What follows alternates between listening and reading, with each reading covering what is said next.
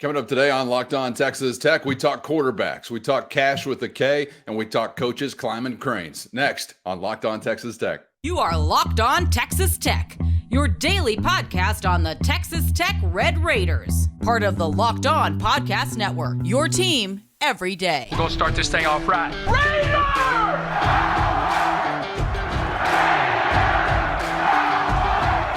Everything runs through Lubbock. Great to be with you again on Locked On Texas Tech on the Locked On Podcast Network. Thank you for making us your first listen every day on YouTube or anywhere you get podcasts with the only Chris Level. I'm Casey Cowan, and as we near the end of the week, football occupying more and more of your mind space. I'm sure if you're a Tech fan, we got the spring game coming up this weekend, and we'll have a whole lot to consider on the other side of that. Tomorrow's episode, as we do wrap up the week, truly will get you set with a spring game primer, things to be on the lookout for. We'll talk format, etc. Today, we've got football to discuss, as well as getting to, like a Red Raider junk drawer. If you went into Raider Red's kitchen, what's he got in his junk drawer? Miscellaneous campus activity that ain't quite just so inconspicuous, I guess I would say. Crane climbing, anyone? We'll get to it before we're out of here, but we're going to start with that very man, the alleged crane. I can't even say a crane climber. What a great way to kick it off there, Chris. Joey McGuire. Actually talking football this week and talking about guys that always get the opinions bubbling up, right? When you're talking about quarterbacks, Chris, you're talking about guys that everybody seemingly has got a take on. If the first guy is stinking, the second guy is the most popular guy on campus until he stinks, so on and so forth. We know how this process goes. But one thing I've been kind of interested to hear from Coach McGuire, Coach Kitley, and some others this offseason was the downplaying of, I guess, Tyler Shough really clearly emerging as the man. They're not dispelling that notion, but if you think, I guess, that the quarterback battle has been decided or come to an end, or that there isn't a quarterback battle, you could be wrong. Let's take a listen, Chris, really quickly to Coach McGuire talking about just that. And I actually heard the reporter ask the question saying probably not as, hot of a competition as it was a season ago or something like that. And I kind of held that general feeling as well. It doesn't sound like Joey McGuire holds that feeling. Here's Coach McGuire on his two quarterbacks. Really, it's crazy. I think it's even more heated than last year because two things. One, Tyler had such a great finish of the year. He has so much confidence, and he feels great. He's like 230 pounds, 232. And then last year in the spring, I don't know if Barron truly believed, because he hadn't done it for a full game or multiple games, that he was ready. He walked in today to our strength staff and patted Lance on the butt and said, 217, big boy. So he's 217 pounds right now. He was like 203 in the bowl game, and he has a lot of swagger. He believes that he could be the guy. And so it's been I couldn't ask for anything more when it comes out of that room in this spring game, because, this spring practice, because both of them, I really feel that we have two NFL quarterbacks. I think that they both have the ability and will, health-wise, get to play on Sundays, and so it's really good to have those guys. And not only that, because there's some other teams that have that, but our guys have won games. It's just not the potential of maybe a five-star or a guy that, is really highly recruited. Both of our guys have won games, and so excited about both of those guys.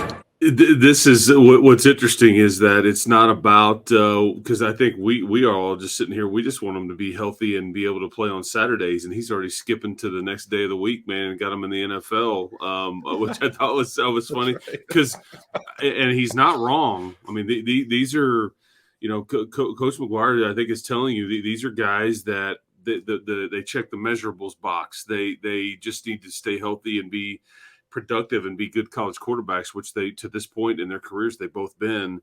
But I think this is his commentary here is as much about Barron as it is anything. And it's I think that, Barron has made it, hard to see some separation from the battle, if you will. I think, though, that Tyler has been very good all spring. I think Tyler Shough has been just hadn't missed much. He's also 235, I think. And then you hear, because I think Joey is going out of his way to tell you, hey man, Barron's doing really good here, and he's gained weight as well, I should say. And I just look, this isn't anything that we don't know. We knew that if you got these two kids back, you are going to be in really good shape if you can keep them here, and I think that you will. As far as that position next year. And I'm going to maintain until somebody disproves it, or until you have somebody start and finish 13 games, you'll need both of them. You just will. Every school in the Big 12 last year, I think maybe with the exception of one, had a different starting quarterback start either a game or two, or in some cases a lot more.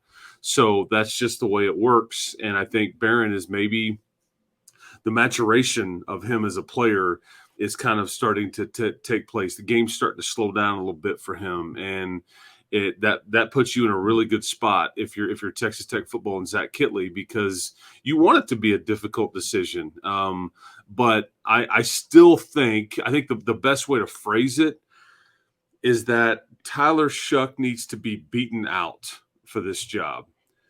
If they're tied, typically you go with the older guy. In some cases, I guess, depending on how you view it, in some cases, if it's a tie, sometimes you do go with the younger guy. But I think the younger guy sometimes, which you have one, that there's 2 or 3 years difference in age and classification, all that, you need to be, better than the older one. So it just depends on, I guess, the view of it. But I just go back to say that I think Tyler needs to be beaten out for this job. Yeah, it's you're making me think of like a heavyweight title fight where, regardless of how you feel about it, the challenger, I think, has to do a little extra more, because you got to take it away from that. He's already got it. You can't just like even him or barely best him. You really need to even go a little further. You've got to take it away from him, and I do feel that way about Shough. And I think the biggest reason why I say that is because people are like, why does Tyler need to be? Well, it's because he was 5-0 as a starter last year. And it's because this 4-game winning streak that we talk about that you ended the season with, which is why there's some hype here and all that about your program. He was responsible for those starts. He beats Kansas. He beats Iowa State on the road. He beats Oklahoma at home. He goes and beats Ole Miss. And again, I just, right, wrong, or indifferent, I think that holds some weight to it. And I think that's why he's the one that needs to be, beaten out or unseated, or however you want to phrase that.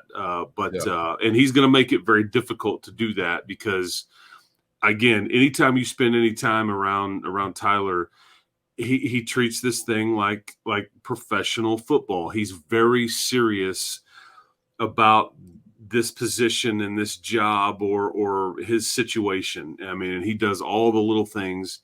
And I think, but it sounds like Barron has had a really good spring too, according to Coach McGuire, and that's great for the Red Raiders.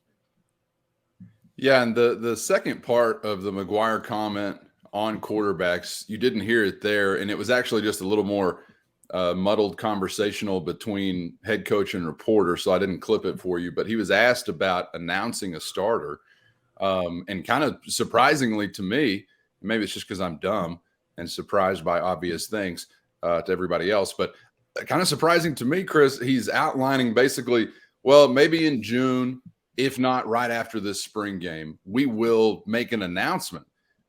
He says, exit interviews on Monday and Tuesday to sit down with the guys before you have your time apart. So might want to consider those conversations, yada, yada, yada. He said if he didn't tell either one of those guys before the weekend, he's not wanting necessarily to announce it publicly if he hadn't had that conversation. Anyway, just to give you the full picture of what else was kind of said there at the tail end about this, the surprise for me is just the general thought of needing to announce something, or like it being so competitive that you've got to provide some clarity. And I thought it was really interesting. This ties into the conversation you and I had, I think, a week ago. We talked about like, hey, is the quarterback position been stabilized?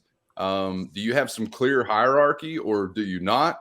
And when we put that out, Chris, I was a little bit surprised by some of the answers within the YouTube comments, and again, maybe I shouldn't be because it was basically all bases covered, where you had one side saying, who's even asking the question? Of course it's Tyler Shough. How is this even a question? And then you got the other side saying, no, Morton was too good when he had the chance. Shough was good, but he wasn't good enough to just take it and run with it. And I was more so in the camp of how is this even a question? Because and believe me, I was the first one there after seeing Baron Morton in Stillwater, Oklahoma, thinking, all right, well, Tyler Shough better go ahead and buy his bus ticket because his time is done as the starting quarterback at Texas Tech. I was wrong about that. But I don't know. I've been a little caught off guard, I guess, and I don't think it's just coach speak because that takes place too. But I've been a little bit caught off guard by just, I guess, the way the competition is described or just how competitive it really continues to be. Where are you in that range? Are you surprised, caught off guard by any of it? Did you kind of see this coming? Is it coach speak? How do you chop some of these things up from your view? But first, today's episode brought to you by Built Bar. Something exciting just around the corner, April 22nd at built.com. That's April 22nd at built.com. I can't spill the bucket on all the details just yet, but if you're familiar with how Built works, you know they've got the best protein bars in the world, and ever so often will hit you with an incredible flavor drop. Unreal flavor in limited quantity. So you want to be ready when it's happening. Mark your calendars and head to built.com on Saturday, April 22nd. That's built.com on Saturday, April 22nd to be the first one to discover what the hype is about. I can't wait to find out what the new flavor is. Can it top the all-time flavor GOAT? Churro! We'll find out. Use the promo code at built.com, locked on 15. That's locked on 15 at built.com to get 15% off your order while you're there at built.com. And thank me later after you've tried your first Built Bar. Are you surprised, caught off guard by any of it? Did you kind of see this coming? Is it coach speak? How do you chop some of these things up from your view? You know, and I think people want to fall in love with one guy or the other. I think that's natural. I think you want to have a guy, you know, if you're a fan, you want to, that's my guy, man. He's the leader of the team. That's my quarterback, you know, that kind of deal. Not to go Terrell Owens on anybody. But it ain't Utah. We don't want to fall in love with multiple people. This is a great state. All right. Quarterback monogamy here in Texas. Yeah, that's right. But I just know that again, both will be needed. Both will likely play. I don't think you're going to force the issue and trying to get both on the field at the same time in those scenarios. I thought some of the trick play type stuff in the red zone in the bowl game I thought was really fun. Some of it worked. Some of it could have worked. Some of it didn't. But I just, you know, because people, if we go back to last year, you know, we remember the Oklahoma State game for Barron. And I think he lit it up. And if he doesn't get dinged up, we may be having a different conversation here. But do we remember the Baylor game?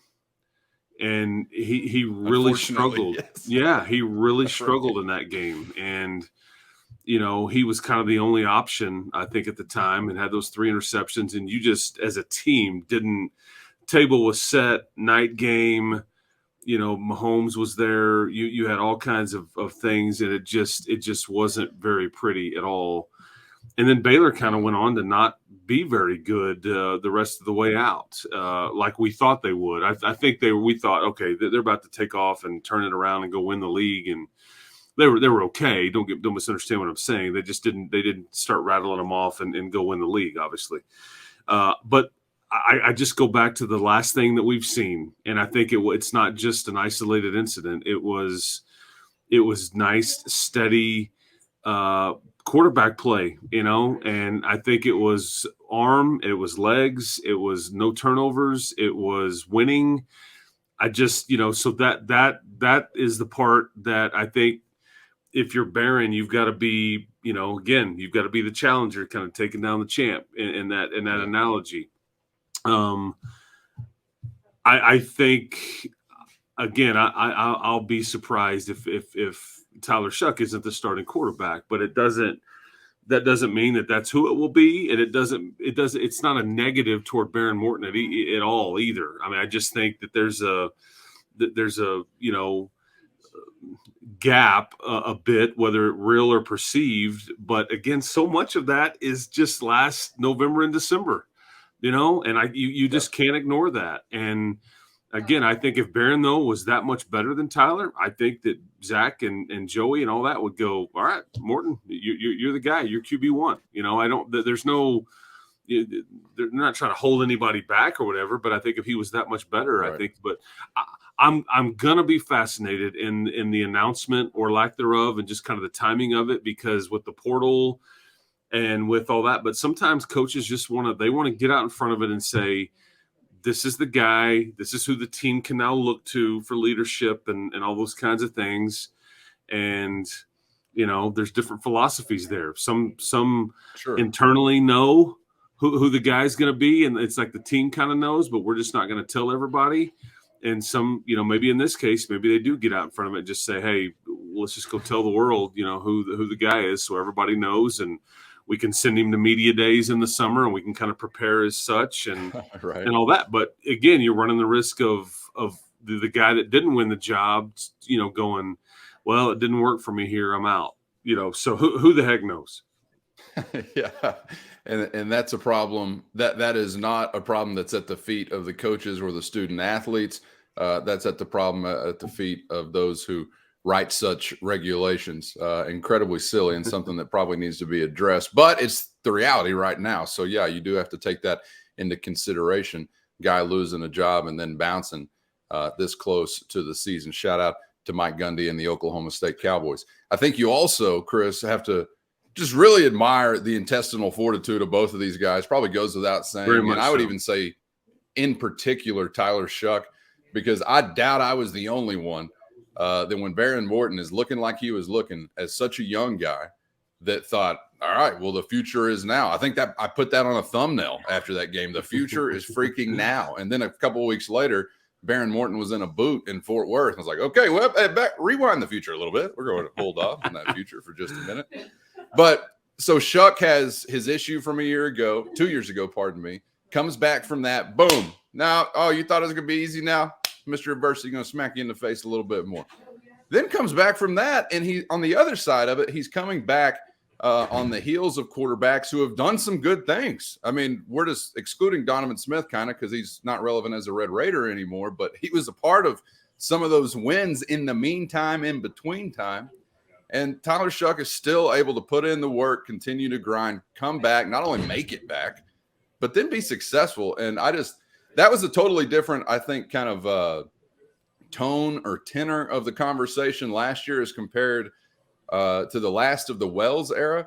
Because, like, your quarterback goes down, you still stink all year. Like, you got to get back, and there's pressure to that. But it's got to be even different, Chris, when you're out. And then, like, your team is doing some exciting things. And some of these other quarterbacks are like flashing and making plays here. And you're like, holy crap, I don't know. Am I going to have a seat at the table? Well, he stayed glued in and obviously had a seat. And then, he ate when he got back to the table. There's no question about that.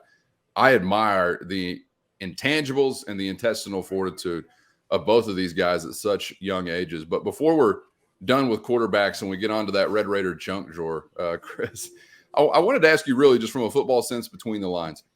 We've marveled so much at the way Tyler Shough was kind of used as the season progressed. The name Colin Klein has been mentioned here or there, which should be exciting because that was a winning way of using a quarterback. Is Baron Morton in that kind of category? What do you really think there is as far as what Zach Kittley can do with either one of those guys in that regard, or are they similar enough to really not change it much on the play sheet? The Colin Klein reference was how you kind of, finish the game at Iowa State when you just start running QB power and you just basically load up one side of the line of scrimmage and overload it, and you just kind of snap it and you just sit there and stare at everybody for what feels like 2 minutes. And then you just and you get 3 or 4 yards, and then you kind of are moving the chains. And it's the most maddening thing ever when you're on the defensive side. And it's been done to the Red Raiders a gazillion times, it feels like. And so yes, it has.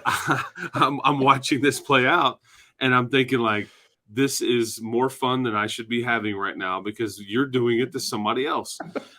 Barron, I don't think you would do that type of thing with. I do think, though, that everything else is, on the menu, as far as, and again, it's a difference of about 20 pounds ish, between the two kids. And I do think, I think Barron is probably better thrower on the run. I think he's got some unorthodox things with arm angles and all those things. I think Tyler and their arm strength is very similar. I think you could argue that Barron is maybe a little faster or quicker, but I just think that the toughness. Now, I'm going to say this about Tyler, and he's gotten dinged up a few times, and so that's the criticism of him. So people are like, "What do you mean he's tough? He can't take a hit. He keeps, he keeps getting broken." I'm just going to go off of that stretch that we saw at the tail end.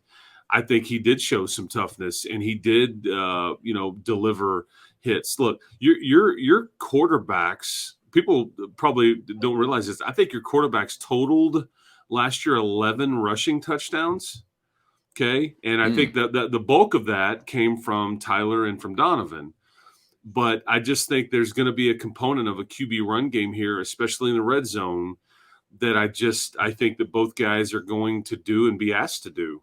But I think that very similar. I just don't know if you're running QB power type stuff with Barron like you did with Shough. Yeah. But I'm telling you, man, anytime you're getting into QB power stuff, I just thought it was awesome just because I've seen that done to you. And that typically means you're in a position to try to ice a game. And I was here for it. Right. There's a difference between injury prone, I think, and toughness. If your clavicle's broken, your clavicle's broken. Tough guy ain't going to throw a football no matter how tough he is if it's broken. So I think those things do have to be separated. And really, when you're talking about the experience of Tyler Shough and the relative inexperience still of Barron Morton, that's just hard to replace. What he has seen on a football field or what he's seen in film rooms and things like that, just being older, is hard to replace. As they say, the devil doesn't know what he knows because he's the devil. He knows it because he's older. So I don't know exactly where to pick apart similarities or differences, but you like a lot about what they do similarly and some of what they do individually that maybe is unique unto themselves. Can't wait to see it on the field in a certain way coming up this weekend. And we'll be back to it tomorrow to get you ready for that spring game from Lowry Field here in the LBK. First, however, we're back for one more next to wrap it up as we dive in to the Texas Tech junk drawer. General campus activity. Head coach trying to climb a crane. Wife says no. Lamar Washington, or he says And straight Gavin Kash, homie. We get to it next on Locked On Texas Tech.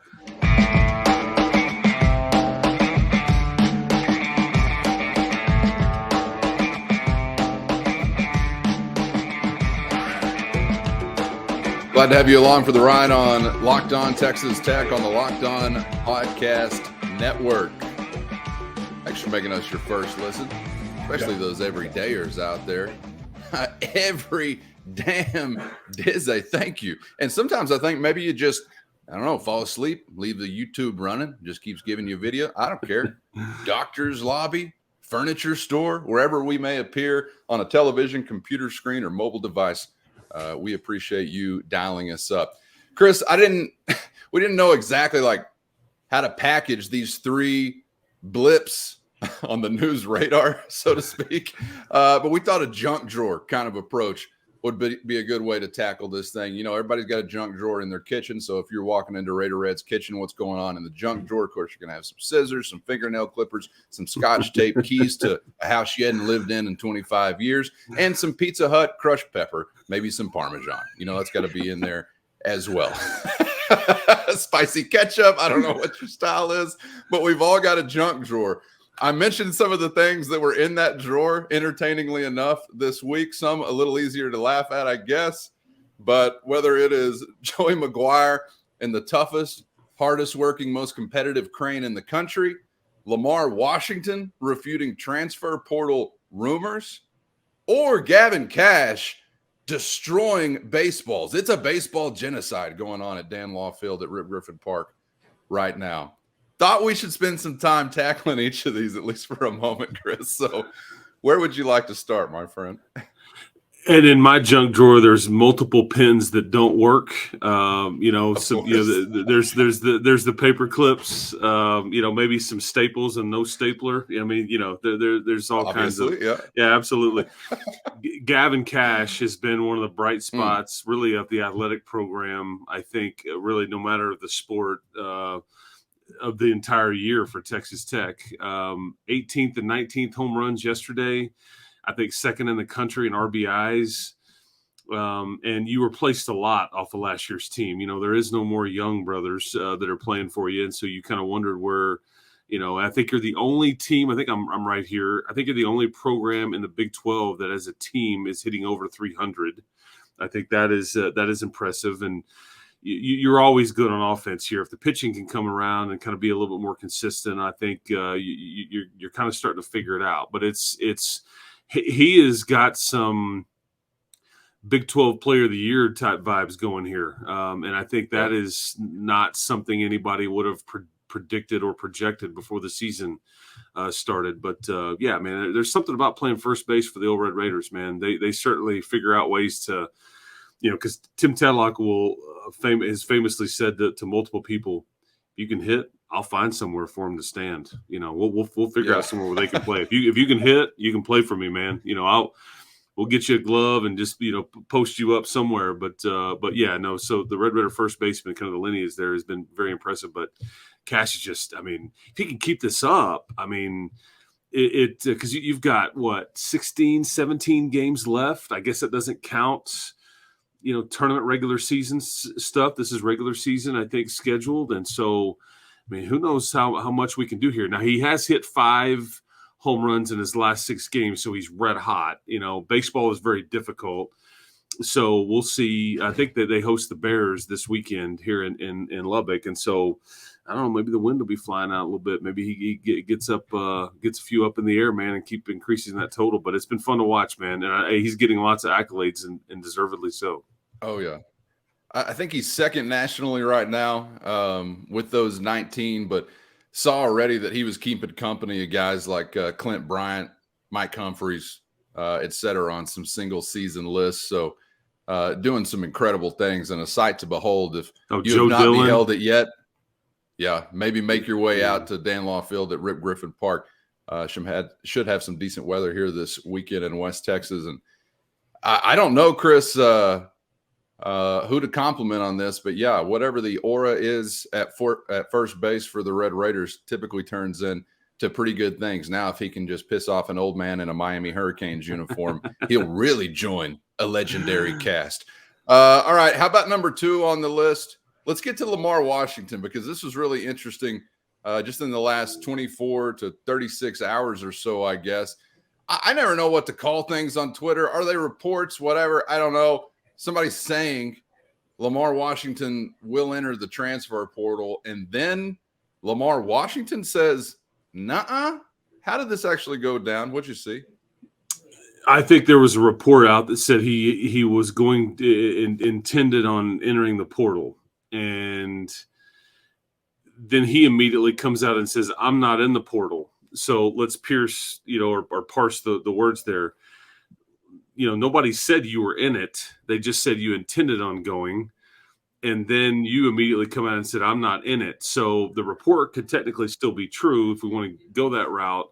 But I guess my big takeaway is that there's some smoke there, and I think that, sometimes this stuff doesn't just come out of thin air or, whatever. And so it's just worth monitoring. Lamar Washington is a player that you want to monitor. What I did think was interesting is Matt Brower, one of Coach McCaslin's assistants, immediately kind of, I think, retweeted the false news, not in the portal. And so that tells me, just by that alone, that tells me that they're interested in keeping him. Okay. I'm left to read the tea leaves there and assume a bit, but you're not if somebody is saying, "Hey, false news, I'm not in the portal," and nobody says anything, you can think one thing, but when some staff members start pushing that message out on their platform as well, I think that gives you an indication they're interested in keeping Lamar here. But again, worth monitoring. I think and like I said, man, I think all these guys, no matter if you think they're locked in or not locked in or whatever, until you hear from them or until we get team picture, and you just have to be careful about assuming too much. So because right there, I think a lot of people thought, Lamar's good to go, and then we see this kerfluffle yesterday, and nothing has ultimately changed, but you're not sure what to make of it. But I just think it's worth monitoring for sure. Also worth monitoring anyone that'll use the word kerfuffle, one of my favorites out there. I don't know if you, young Chris Level, aspiring sports broadcaster Chris Level, roaming the hallways of Texas Tech University, man, I can't wait to cover sports, talk about sports, whatever with sports. Did you ever consider the skills required to process assistant coach tweets or retweets? No, you probably did not. Look at how we have evolved over the years. Twitter tea leaves. That's us, my friend. Okay, before we're done, Joey McGuire tells someone, I guess, 3,000 retweets on a tweet, I'm going to climb the toughest, hardest working, most competitive crane in the country, and that's the one sitting at Jones Stadium right now. Sounds like Mrs. McGuire was trying to throw a bucket of cold water on that, but I'll defer to Mr. Coach Klein and say, what Mama don't know, don't hurt her. Should we get Coach McGuire in a Bobby Valentine mustache and glasses set up, or what do we need to do here to get this man to the top of that crane? Because we've already got the retweets. That's done. Bobby Valentine with the Groucho Marx deal in a Mets uniform off to the side. I mean, what are we doing, man? Bobby V. Just looking around the corner like, anybody see me? Greatness, man. Absolute greatness. Yeah. He just thumbing his nose just to the MLB and everybody. It's just awesome. Oh, I love Bobby V. Maybe this was Joey's grand plan. Hey, man, we'll get the retweets and then Debbie can shoot it down, so I don't have to actually go do this. No, I have no. I think what's funny here is that this was going to be something. I guess it was like, man, this will be fun because I mean it would have been covered and filmed and all that. But that crane, I mean, if you've seen it, it's got to be 8 to 10 stories tall, and it's up there by itself. It's a big boy crane now. It's not some flimsy little deal where there's iron and steel involved. Right. I thought that there's going to have to be some safety harnesses times 2. You're going to have to. I mean, there's going to have to be waivers signed. I mean, it's going to be a windy day. But I thought it was funny because Debbie's like, you go up on that crane, there's going to be a couch that you're going to be real comfortable with. And I think she did mention that I think there was maybe a horse incident at the Houston Rodeo. Maybe Coach McGuire got bucked off or fell off or something. So I think she's trying to explain to him, feet on the ground, dude. This is where your feet belong, not up on the. That's not the saying. You fall off a horse, you get back on a crane, I think is how the saying goes. I appreciated the fun though that everybody was having with this. That's what it ultimately. That's going to be the big takeaway. Is that you keep yourself relevant. It's fun. People were kind of engaged with it, and that's really the ultimate takeaway. Not that there may or may not be Kenny Perry and Joey McGuire up on top of the crane, because it sounds like not having it. Coach McGuire did also volunteer Kenny Perry to join him at the top of the crane. And no, I will say that is not my ultimate takeaway. My ultimate takeaway will be when the man is at the top of the crane. Man says 3,000 retweets, I'm up there. The man gets 3,000 retweets. You better get up there. I don't know what people are talking about, freaking out like he's going to climb it like King Kong on the inside, the outside of the Empire State Building. I mean, there's a guy up there every day, right? Isn't there somebody sitting in that box? I mean, there's a safe way, OSHA approved. Get this guy up there, 5-star. Like, who's up there that he could be waving a flag with their face on it? Recruit. Now, Tommy Tuberville would never do this, and he couldn't because the wind and those ears at the top of the crane would be far too dangerous. That dude would be hang gliding out to the Gulf of Mexico before we knew it. Any further analysis to add to Crane Gate? Because I'm still wanting him up there. And look, I understand using your wife as an excuse to get out of something, using your kids as an excuse to get out of something. That's one of the most valued reasons why I would love to have a child someday, to be able to use that child to not do things others want me to do. But there's also a time when the man just has to say, honey, this is what I'm doing to feed our family. All right. Part of the job. You didn't know I was going to be climbing a 10-story crane when I signed the contract, but I said I was going to do what was asked of me, and this is what has been asked of me. They got a helmet. He could have worn a Texas Tech football helmet. At the top. That would have been good. That would have been the brand. Am I right? It would have been the brand. Exactly right.